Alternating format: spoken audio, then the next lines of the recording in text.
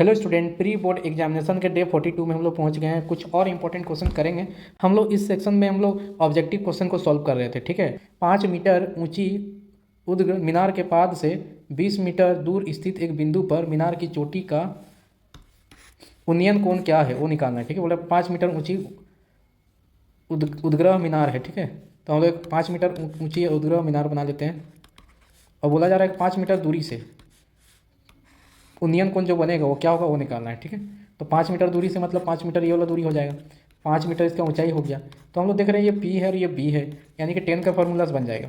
Tan theta equal to क्या होता है, पी बाई बी। तो पी की जगह 5 है और बी की जगह भी 5 है, 5 से 5 कट गया, क्या बचा, टेन थीटा इक्वल टू 1 बचा।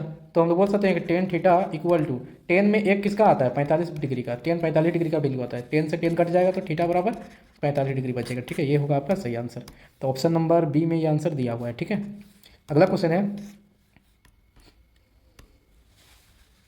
दिए गए चित्र का वैल्यू x का मान ज्ञात करना है आपको। ठीक है, तो क्या यहाँ दिया गया है, सबसे पहले हम लोग देखना है कि x का मान कौन वाला है, ये वाला है।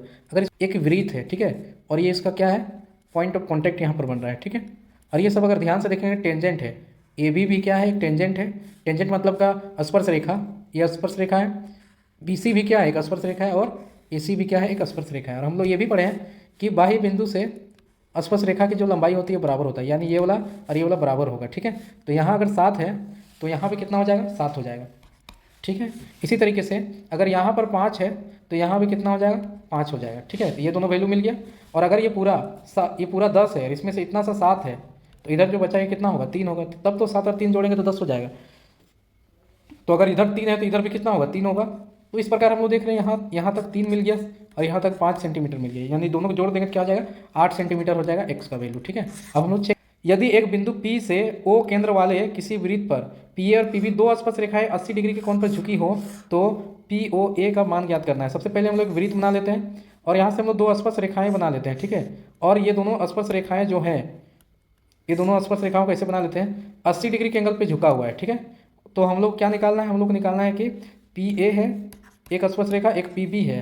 ठीक है, और ये हम लोग के पास में बीच में O होगा, तो हम लोग निकालना है कौन सा एंगल, POA, ये वाला एंगल निकालना है। ठीक है, POA ये वाला एंगल निकालना है। तो ये वाला बहुत आराम से निकाल सकते हैं। देखिए यहाँ पर कितना 80 है तो ये इसको बाइसेक्ट करता है ना, समद्वि विभाजित करता है। तो ये वाला आधा कितना हो जाएगा, 40। ये 40 हो गया और यहाँ पर 90 डिग्री बनता है, तो ये 40 हो गया और 90 हो गया। तो 40 और 90 को हम लोग जोड़ देते हैं। ठीक है, 40 और 90 को हम लोग जोड़ देंगे, जो भी आएगा, और इसको हम लोग x मान लेते हैं जो निकालना है। तो त्रिभुज के तीनों कोण को अगर जोड़ेंगे तो 180 आता है। ठीक है, तो 90 और 40 जोड़ेंगे तो 130 हो जाएगा, उधर ले जाएंगे तो 130 माइनस में हो जाएगा दाहिना साइड में। ठीक है, घटाएंगे तो 50 डिग्री बचेगा। तो इसका आंसर क्या हो जाएगा, 50।